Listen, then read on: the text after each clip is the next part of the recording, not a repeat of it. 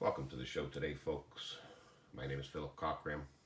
Please excuse the crude setup here and the sound of my voice. I've been sick. I know a lot of you are too, so I'm just going to try and make this video quick for you and share some news with you. I did talk about this here 9 months ago. It's when I first caught wind of this, and today I see it's come to fruition. So here's an official blog from YouTube yesterday, Friday, January 25th. And it's about, it's about this. YouTube says it will recommend fewer videos about conspiracy theories. So that's kind of the gist of this, what they're explaining here. I'm sure some of you have already probably started to read it yourself, but we'll go over it very quickly. Just pick up a couple of the highlights of it. I'll show you a couple other news sources, and I will show you how to affect some of your own changes to the recommended videos that YouTube shows you. So let's just jump to the second paragraph here. You might remember that a few years ago, viewers were frustrated with clickbaity videos with misleading titles and descriptions.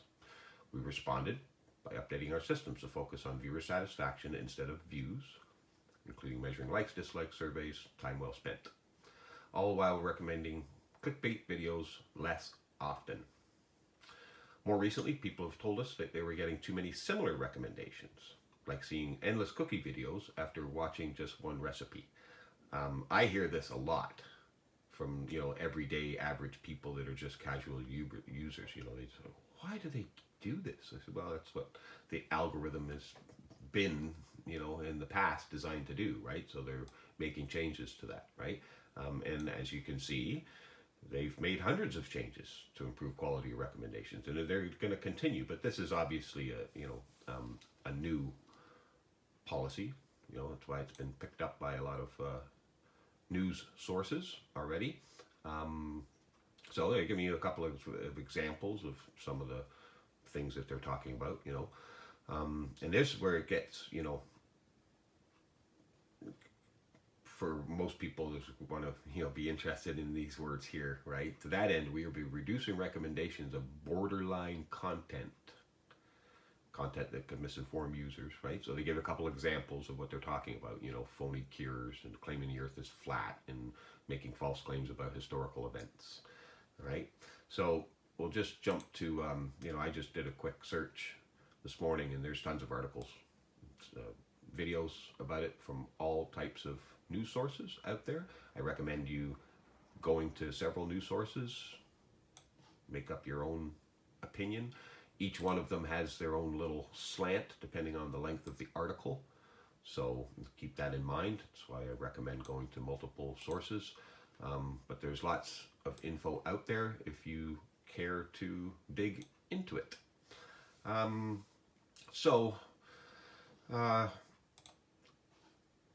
There's a couple of these things that could get into some real gray areas, So I'll give you an example quickly. If I made a video about a breaking news story, and post it, will YouTube decide that that's a conspiracy theory because it's not been confirmed by a verified, trusted news source? Because CNN hasn't confirmed it, does that mean it's not true? That's where we, who's to say what is true and what is not, if you follow me. Now, most people don't think the earth is flat, but some people do, so I think we can get that, right? But in this day and era of fake news and, trusted sources and all that stuff, we're all questioning these things, and I would encourage you to question it. If you're only watching one news source, you're probably getting a pretty biased and slanted, viewpoint. And it's one of the great things about YouTube is that we can access multiple viewpoints from people even all over the world, not necessarily in our own, countries or states or something like that, right? So, yes, please dig into this some more if you have time. So just lastly, I will leave you with a little tip, information. If people didn't know this, it's not any kind of secret, but you can help YouTube help yourself. So if I click on a video, sorry, an ad's going to start here, so I can pause that. here's what YouTube recommends to me, you know, of what I would like to watch after this.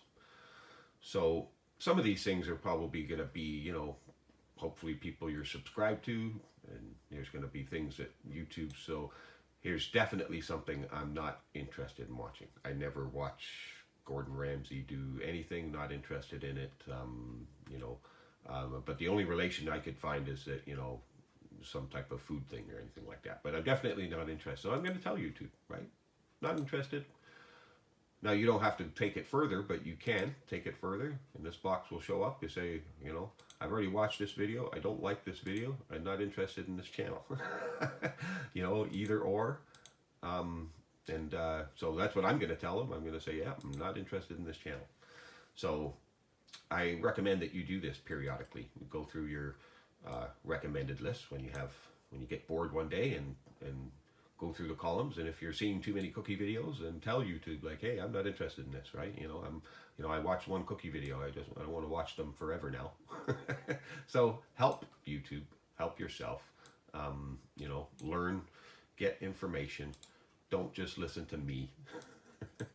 Go out and make up your own mind, folks. You know, so that's where I'll leave you today.